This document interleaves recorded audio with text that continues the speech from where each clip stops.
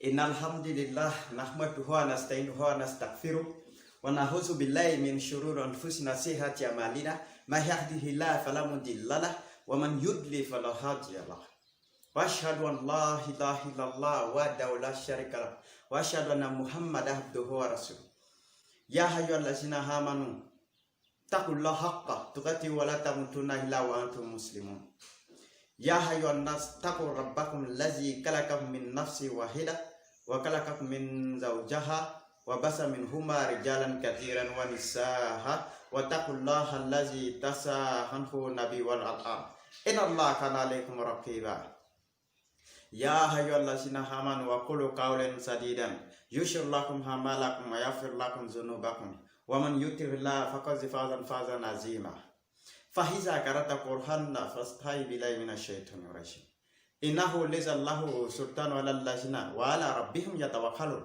إنما سلطانه على الذين تولوه إنه والذين هم به مشركون بسم الله الرحمن الرحيم نون والقلم وما يسطرون ما أنت بنعمة ربك بمجنون وإنك لهجر غير ممنون وإنك لعلى خلق عظيم فستبشر ويبشرون بأيكم المفتون إن ربك هو أعلم بمن ضل عن سبيله وهو أعلم بالمهتدين فلا تطع المكذبين ودعوا لو تدهنون فيدهنون ولا تطع كل حلاف مهين هماز مشاء بنميم منهى للخير معتد أثيم مطول بعد ذلك زنيم أن كان ذا مال وبنين إذا تتلى عليه آياتنا تراثة الأولين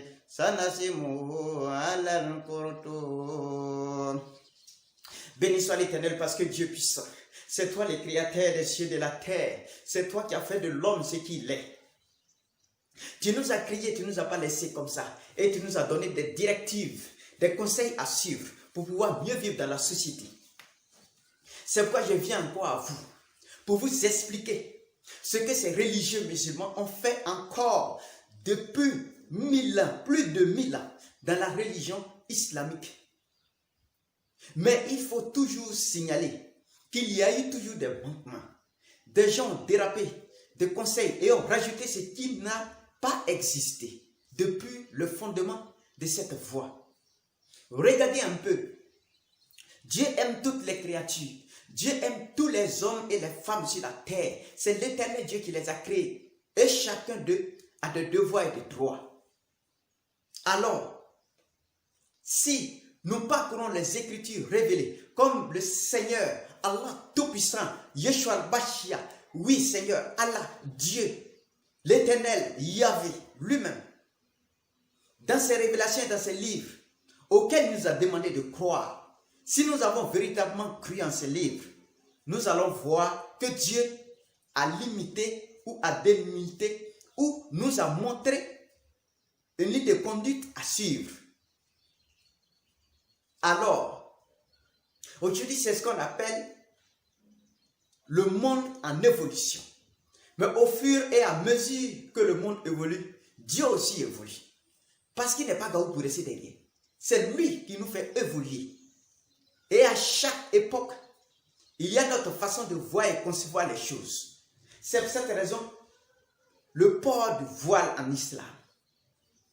Est-ce que le port du voile, si je veux être un peu plus clair, fermer le visage, le voile intégral, est-ce que cela a été prescrit dans le Coran? Non. Hier, ça n'a pas été prescrit. Aujourd'hui, ça ne sera pas prescrit. Parce que le Coran est déjà établi et a ses bases, ses fondements sur lesquels on s'appuie pour évoluer. Si celui qui vient dit autre chose que ce qui est dans le livre de Dieu, c'est simplement un menteur. Et que Dieu maudisse les menteurs. Si nous partons d'abord avec nos premiers parents, Adam et Ève, qu'est-ce qui s'est passé? Et quand Dieu les a créés? Sourate 7, verset 26, qu'est-ce que Dieu nous dit là? Sourate 7, qu'on appelle Araf, verset 26, Dieu nous dit,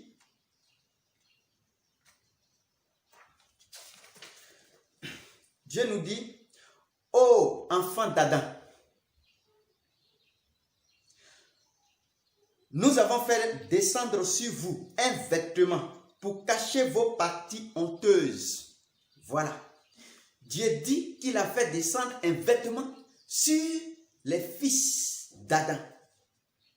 Pour faire quoi? Pour cacher les parties honteuses. Quelles sont les parties honteuses d'un homme et d'une femme? C'est là la question. Est-ce que le visage fait partie des parties honteuses? Jamais du tout. Les parties honteuses ne sont que soit la poitrine de la femme, de l'homme, et le sexe jusqu'à la cuisse, au genou si on peut dire. Voilà les parties honteuses. Tout le reste, on peut regarder. Tout le reste ne font pas partie des parties honteuses. C'est pourquoi il continue et dit, ainsi que des parures. Voilà. D'abord, l'habit est d'abord une parure et ensuite ça cache les parties honteuses. Donc à deux fonctions. C'est-à-dire bien s'habiller. Pour ne pas que ces parties honteuses-là soient visibles aux yeux de l'autre pour qu'il y ait plus d'influence sur ce dernier afin qu'il te drague alors que c'est la femme de quelqu'un. C'est pour cette raison qu'on dit Dieu a descendu sur nous des vêtements pour cacher nos parties honteuses. Mais les parties honteuses, ceux qui n'ont pas compris les Écritures disent non. Partie honteuse, le visage. Pendant qu'ils couvrent le visage de ces femmes, ils oublient eux-mêmes les visages. Si ça fait partie des parties honteuses, alors cachez aussi les hommes le visage. Là, tu es juste dans ton jugement. Et ce n'est pas seulement le visage de la femme qui épate l'homme, mais aussi il y a aussi le visage de l'homme qui épate aussi la femme. Voyez-vous ce que les hommes ont fait? Alors que Dieu dit, peut-être, il dit que la piété est le meilleur vêtement. C'est là un des signes de Dieu. Peut-être s'en souviendront-ils. La piété là, c'est celui qui s'habille bien. Et non pas qu'on dit le meilleur vêtement, c'est pas celui qui a eu un vêtement de luxe. Non. Ou un vêtement cher, un vêtement de valeur. Ce n'est pas ça. Mais c'est celui qui s'est habillé conformément aux lois prescrites par Dieu. Voilà. C'est tout. Cacher les parties intimes, les parties honteuses, et ensuite, être bien habillé, ça doit être propre. Et cacher ces parties-là, c'est tout. Présentable devant les hommes. C'est tout. Maintenant, la valeur de l'habit va dépendre de votre situation socio-économique. C'est tout. Mais aujourd'hui, nous constatons avec regret que beaucoup ont confondu ces versets. Alors que c'est Dieu lui-même, de ces premiers versets-là, nous donne ces avertissements. Et regardez ce qu'il va se passer. Il dit, faites attention. Il dit notre attention, si ce qui s'est passé dans le jardin d'Éden, Ève, le serpent et Adam.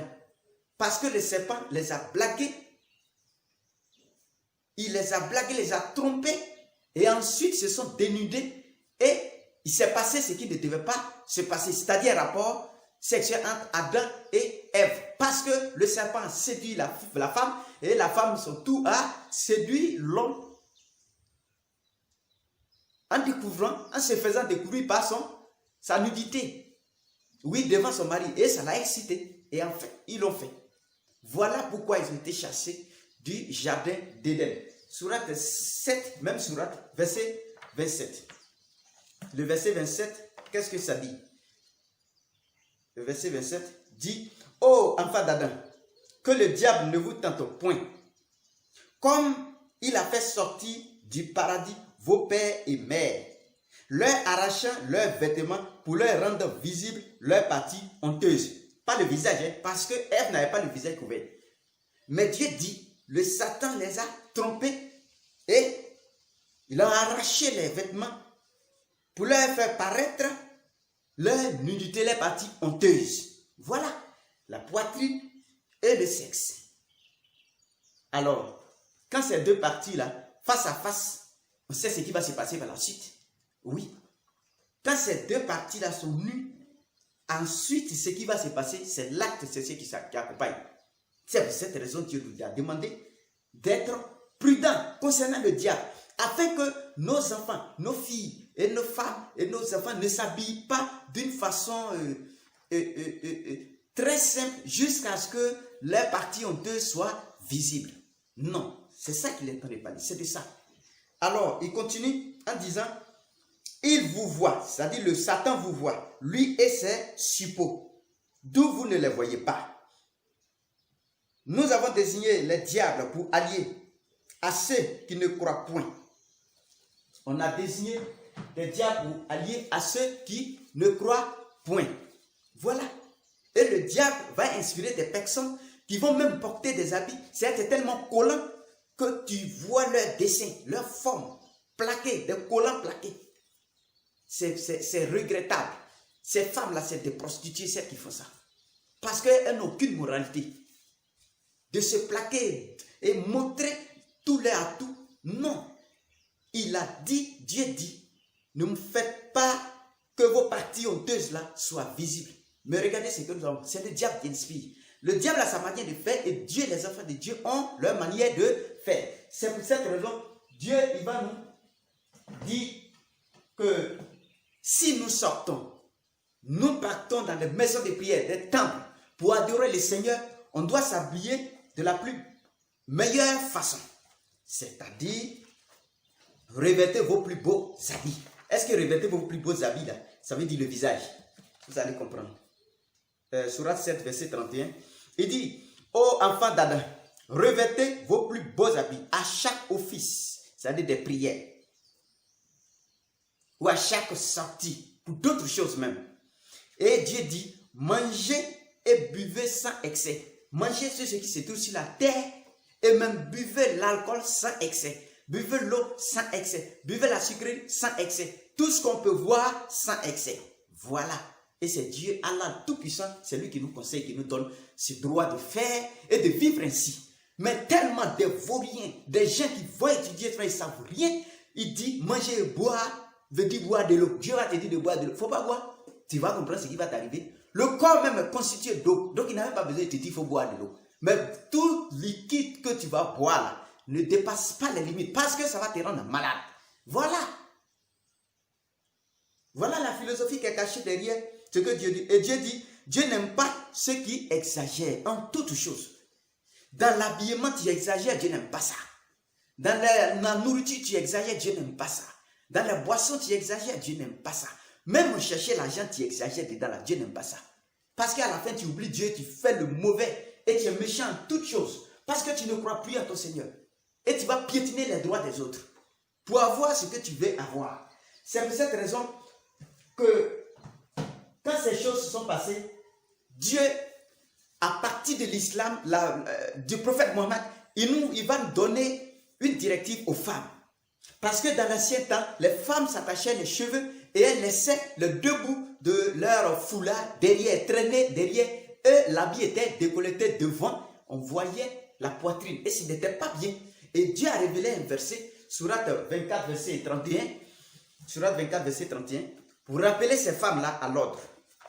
En leur disant, 24, 31, il dit, on va partir de 30 à 31. Là, c'est encore plus précis. Tu vas voir que ce que Dieu dit aux hommes, il dit la même chose aux femmes. Dieu dit au verset 30, dit aux croyants, voilà, aux hommes, de baisser leur regard et de les garder leur chasteté. C'est plus pur pour eux. Dieu est certain parfaitement informés de ce qu'ils font. Il dit aux hommes de baisser les regards. Donc, normalement, les hommes, là, quand ils passent comme ça, ils doivent baisser les regards. Donc, si on baisse les regards, on fait comment pour apprécier le visage d'une femme, pour la draguer et chercher à l'épouser comme femme afin qu'elle devienne la mère de nos enfants. Oui, puisqu'on doit baisser le regard. Si on veut regarder lettre par lettre, les hommes doivent baisser le regard. Et Dieu continue au verset 31 disant, dis aussi aux croyantes de baisser leur regard et de garder leur chasteté et de ne montrer de leur atout que ce qui en paraît et qu'elles rabattent leur voile sur leur poitrine. Vous voyez, le foulard qu'elles mettent ça sur leur poitrine pour cacher la poitrine. Oui, le cou. C'est tout. Et ça, je ne sais pas comment les gens ont compris ça. Et ils ont confisqué ces femmes. Mais on vient. Puisqu'il a dit aux hommes de baisser le regard, il a dit aux femmes aussi de baisser le regard. Donc si chacun doit baisser le regard, on doit marcher la tête à terre, le regard, fixer le sol et on va se cogner. Mais est-ce que c'est de ça que Dieu parle? Non. De faire attention. Quand tu sais que c'est une épouse, une femme de quelqu'un, tu baisses tes regards. Mais si c'est une jeune fille, mais toi tu as la quête de femme, il faut regarder, il faut apprécier pour ensuite aller l'aborder. Voilà. Parce que comme ces religieux musulmans comprennent rien, eux là, tout ce qui est lettres, c'est une religion de lettres qu'il faut. Réfléchir là, ce n'est pas leur problème. Alors que le Coran, Dieu dit qu'il a révélé le Coran pour ceux qui raisonnent, ceux qui réfléchissent. Mais pourquoi ils ne veulent pas réfléchir? Ils réfléchissent en envers. On dit allez-y à droite, ils vont à gauche. À tout moment, ils sont en brousse, perdus. Et ils vont piétiner les droits même de la femme. Alors que la femme a des droits et l'homme aussi a des droits. A des devoirs, l'homme aussi a des devoirs vis-à-vis de Dieu et des hommes. Et Dieu continue et il dit et qu'elles ne montrent leur atout qu'à leur mari ou à leur père ou au père de leur mari ou à leur fils ou au fils de leur mari ou à leur frère ou au fils de leur frère ou au fils de leur sœur ou à leur femme ou à leur droite propriété, les esclaves, à leurs dépendants hommes incapables de l'acte sexuel. C'est ce que ça veut dire. Ou garçons encore ignorants, c'est-à-dire impubères, de l'intimité des femmes, et qu'elles ne frappent pas avec leurs pieds, de façon que l'on sache ce qu'elles cachent de leur parure. Et repentez-vous de tous devant Dieu, ô croyants, afin que vous récoltiez le succès. Voilà que Dieu nous conseille. Très simple. Ces femmes-là, elles doivent montrer leur nudité, leur poitrine, leurs seins, ou bien la partie intime, à des petits, des garçons, des mineurs qui ne connaissent rien, aux frères de leur mari, oui, je pense bien aux frères de leur mari, et un grand nombre de personnes citées, ceux qui ne peuvent pas la marier. Voilà. Même si tu as vu, tu ne peux pas, parce que c'est la femme de ton frère n'est pas mort, tu ne peux pas prendre. Oui. Donc, du coup, Dieu a limité, mais et le visage? Il ne peut pas parler de ça parce que le visage, tout le monde voit ça. C'est un moyen de communication, un moyen d'appréciation. Oui.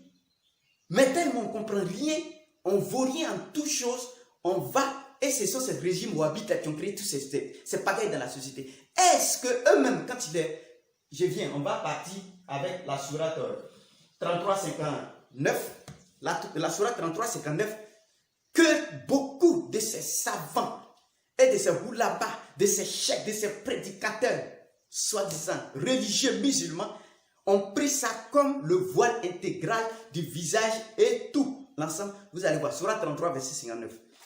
C'est là-bas qu'ils ont tiré ça. On va lire ici, ça donne ce même sens qu'ils ont eu. 33, 59. Qu'est-ce que Dieu dit? Dieu dit, ô prophète, Dieu s'adresse à son messager. Il dit, ô prophète, dis à tes épouses, c'est-à-dire aux épouses du prophète, dis à tes épouses, à tes filles et aux femmes des croyants de ramener sur elles leur grand voile. Pourquoi? Est-ce que c'est pour adorer Dieu ou est-ce que c'est pour entrer au paradis? Non. Dieu dit, pourquoi? Elles en seront plus vite reconnues et éviteront d'être offensés. Donc ce grand voile que Dieu a dit là, il a dit, comme les femmes arabes portaient des robes un peu courtes jusqu'aux genoux pour exciter les garçons, alors Dieu dit non. En plus de leur foulard qu'elle doit rabattre sur les poitrines, il faut qu'elle porte des longues robes qui dépassent même les genoux jusqu'aux chevilles. Voilà. Là, il y aura une différence entre les femmes musulmanes et les femmes mécréantes qui ne croient même pas en Dieu, qui cherchent à exciter tout le peuple, parce qu'il y avait plein de prostituées parmi elles. Oui. Et ce sont ces prostituées-là qui s'habillent mal pour attirer le client. Mais les femmes, Dieu dit à son prophète, dis à tes femmes, dis même à tes filles, c'est-à-dire la fille du prophète Fatima, et puis il y avait les filles de sa femme, Zainab, Rokaya et d'autres. Vous voyez, dis à tes filles là. Maintenant aux femmes mais les filles des croyants ne font même pas partie. Oui. Est-ce que Dieu les a oubliées? Non. Parce qu'il sait que ces croyants-là, ils vont aller faire autre chose. Mais les femmes mariées, voilà, elles doivent couvrir parce que ce n'est pas noble qu'une fille d'un prophète s'habille mal. C'est l'image. C'est pourquoi Dieu met les filles du prophète dedans. Mais il ne met pas les filles des croyants. Elles ne font même pas partie. Mais aujourd'hui, ce que les gens ont fait, et quand ils portent ça, Dieu dit, là quand les mécréants vont voir ces femmes-là, ils sauront que ça c'est une femme musulmane, et ça ce n'est pas une femme musulmane. Mais le visage, ils voient bien le visage. Où est le visage couvert ici? Portez vos longues robes là, ça veut dire que portez vos... Est-ce que la robe là, on porte ça sur la tête? Non.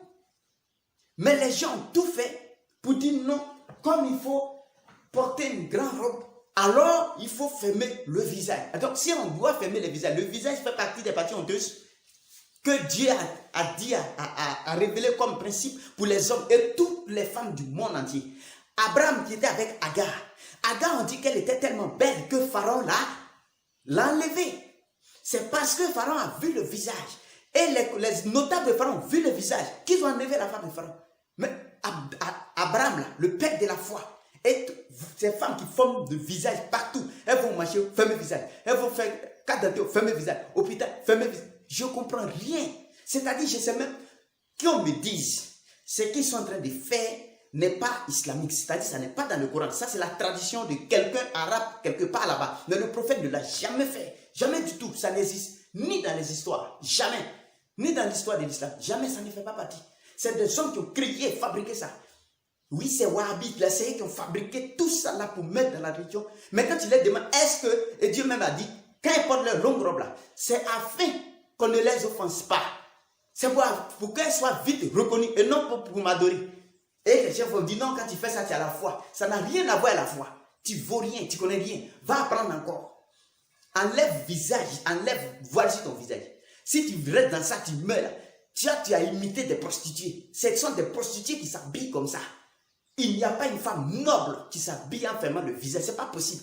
Tu souris aux gens comment? Tu parles aux gens comment? Si tu veux porter, voilà, va coudre, va au marché, prends les bords là, et puis ils vont bien coudre, et puis ferme le. Même si ta tête est ferme tout le. Là, on sait que c'est un sac qui marche. C'est mieux pour toi que de rester dans ces robes noires, jaunes, verts, et fermer le visage, et montrer que non, nous sommes des pieuses. Tu n'as rien comme foi. Va apprendre encore. Parce que toutes les femmes passées dans l'Ancien Testament et le Nouveau Testament n'ont pas voilé le visage, sauf les prostituées. Et quand une voulait imiter une prostituée, c'est comme ça qu'elle s'habille. On verra l'exemple. Je vais vous montrer. Ce que je dis là, c'est pas moi, ça vient de la Bible, c'est les versets révélés de Dieu lui-même. Alors, donc on doit suivre l'exemple des anciens. Et c'est pour cette raison que le prophète ne l'a jamais fait. Fatima n'a jamais fermé le visage. Toutes ces filles n'ont jamais fermé le visage, jusqu'à leur mort. Même les femmes du prophète n'ont jamais fermé, mais elles ont porté les grandes robes, comme ça a été recommandé par le prophète. Et vous allez voir, si fermer le visage fait partie de la croyance ou fait partie des recommandations que Dieu a données au prophète dans cette sourate 33 là, tu vas voir au verset 52, Dieu même va dire au prophète que tu n'as plus droit à voir encore d'autres femmes, même si leur beauté te plaisait. Si le visage était fermé, comment le prophète allait apprécier d'autres beautés des femmes? Et vous allez voir, Sourate 33, verset 52. 33, 52, qu'est-ce que Dieu dit? 33, 52. Voilà. Et Dieu dit à son prophète, il ne t'est plus permis désormais de prendre d'autres femmes, ni de changer d'épouse, même si leur beauté te plaît, à l'exception de ta droite propriété, c'est-à-dire les esclaves. Et Dieu observe toutes choses. Voilà. Dieu, s'adressant à son prophète, lui dit, désormais, il t'est interdit de prendre d'autres épouses. Même si tu vois ces femmes-là dehors et que leur visage là, leur beauté te plaît. Oui, tu es satisfait de leur beauté parce qu'on n'a pas révélé un verset où il faut couvrir le visage. Ça n'existe pas. Jamais du tout. Tous ceux qui ont fait ça là, aux femmes, là, ils ont piétiné les droits des femmes. Ils les ont confisqués sous le nom de la religion. Jamais du tout. Et vous avez fait comment? Où avez-vous regardé pour prescrire ces choses-là aux femmes? Puisque si le visage fait partie des parties honteuses, c'est que vous les hommes, vous devez aussi fermer vos visages. Là, vous êtes juste dans vos jugements. Sinon, vous êtes des faux types, des menteurs, des tricheurs qui ont piétiné les droits des femmes sans raison. Et Dieu va juger tout cela, tous ceux qui ont fait ça. Et Dieu va juger. Et comme ces femmes-là aussi, elles sont illettrées, d'autres même sont lettrées, mais ignorantes. D'autres même vont à l'école, sont professeurs, mais puis elles font ça. C'est-à-dire rien dans la tête. Rien dans la tête concernant la religion. Parce qu'elle a écouté un faux, un menteur qui a piétiné ses droits. Et elle pense qu'en faisant cela, elle est mieux que les autres. Parce que alors que Dieu dit, habillez-vous, portez la grande robe, afin que les mécréants puissent distinguer et que vous soyez plus vite reconnus, pour ne pas que vous soyez frustrés. Voilà. Parce que les gens incitaient, se moquaient des femmes. Et ça, cette manière de s'habiller, le prophète ne l'a jamais ordonné en fermant le visage. Jamais, ça n'existe pas. Celui qui a créé ça dit que c'est notre tradition, on a créé. Là, tu n'as pas de problème. Mais si tu imputes ça au Coran, je te dis c'est faux. Et jamais cela n'existe. Et pourquoi faites-vous ça? Revenez au principe de Dieu, à la limite de Dieu. Sinon, si vous dépassez cela, vous allez souffrir. Dans cette chaleur, tu vois d'autres, elles sont dedans. Elles ne savent même pas ce qu'elles vous font. Mais bon, comme il faut obéir à l'homme, alors on ferme tout. Il n'y a aucune source, ni dans la Bible, ni dans le Coran. Mais dans la Bible, un seul exemple, je vais vous donner ça. C'est celle qui s'est habillée comme une prostituée. Là, quand on voit ces gens, des femmes, là, on les voit comme des prostituées. Donc, celle toute musulmane qui imite des prostituées, tu seras ressuscité avec les prostituées. Fais ce que tu veux, mais tu seras ressuscité avec les prostituées. Et c'est Dieu lui-même qui a dit dans la Bible. Mais on va vous donner ces choses-là. Puisque Dieu a dit, même si tu vois ces femmes, que leur beauté te plaise là, tu ne peux plus les prendre parce que j'ai limité tes femmes, c'est bon comme ça. Il dit ça au prophète. Mais le prophète voyait le visage de toutes ces femmes, les compagnons voyaient le visage. Mais pourquoi faites-vous ça? Et vous avez implanté cela jusqu'à tout. Mais regardez, Genèse 38, verset 6 à 26. Genèse, l'histoire de Judas et de sa belle-fille. Genèse 38, verset 6 à 26. Voilà. On commence au verset 6. Judas prit pour son premier-né, une femme nommée Tamar. Et premier-né de Judas était méchant aux yeux de l'Éternel, et l'Éternel le fit mourir. Alors Judas dit à Onan, va vers la femme de ton frère, prends-la comme beau-frère, et suscite une postérité à ton frère. Onan, sachant que cette postérité ne serait pas à lui, se souillait à terre lorsqu'il allait vers la femme de son frère, afin de ne pas donner la postérité à son frère, ce qu'il faisait déplut à l'Éternel, qui le fit aussi mourir. Alors Judas dit à Tamar, sa belle-fille, demeure veuve dans la maison de ton père, jusqu'à ce que Sheila, mon fils, soit grand. Il parlait ainsi dans la crainte que Sheila ne meure comme ses frères. Tamar s'en alla, et elle habita dans la maison de son père. Les jours s'écoulèrent, et la fille de Shua, femme de Judas, mourut.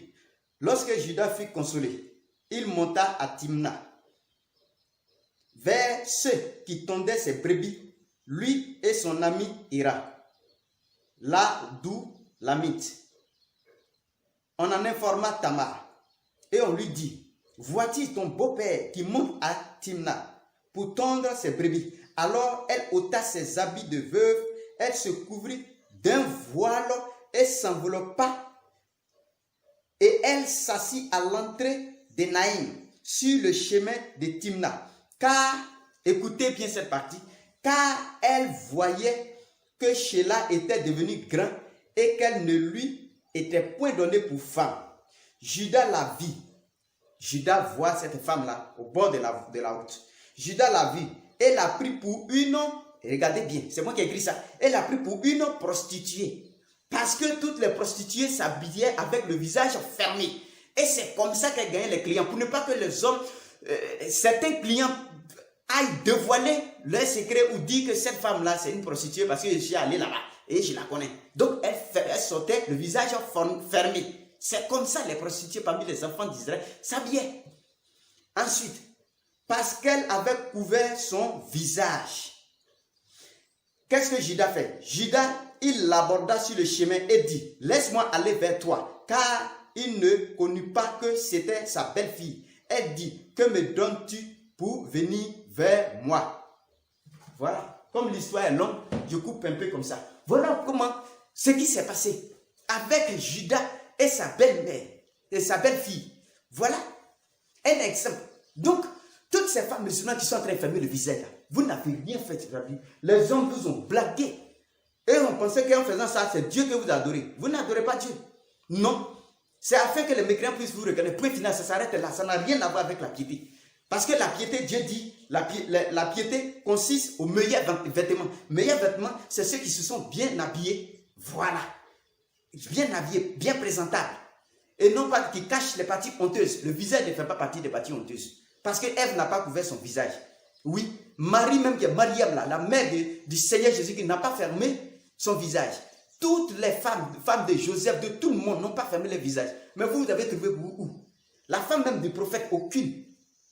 Khadija, elle a fermé son visage, mais elle va au paradis. Pourquoi? C'est la foi qui compte. Et arrêtez ça, ça montre une mauvaise image. Et on pense, et même quand tu les demandes, est-ce qu'une femme qui a fermé le visage et celle qui n'a pas fermé le visage, entre les deux là, qui a la foi? Elle ne peut pas répondre, entre les deux qui va au paradis. Elle ne peut pas dire non, toute femme qui ferme le visage va au paradis. Ça n'existe pas, jamais du tout. Revenez au livre, revenez à Dieu. Dieu aura pitié de vous. Et vous serez libérés parce que vous êtes esclaves et captifs des enseignements, des fausses doctrines, de ces religieux musulmans qui sont partout, disséminés partout comme des grains de maïs sémés par un voleur, un tricheur. Et ça ne va pas réussir parce que c'est être méchant même. C'est être méchant que de piétiner les droits d'une femme à cause du visage et le reste. Mettez ça en même temps sur elle.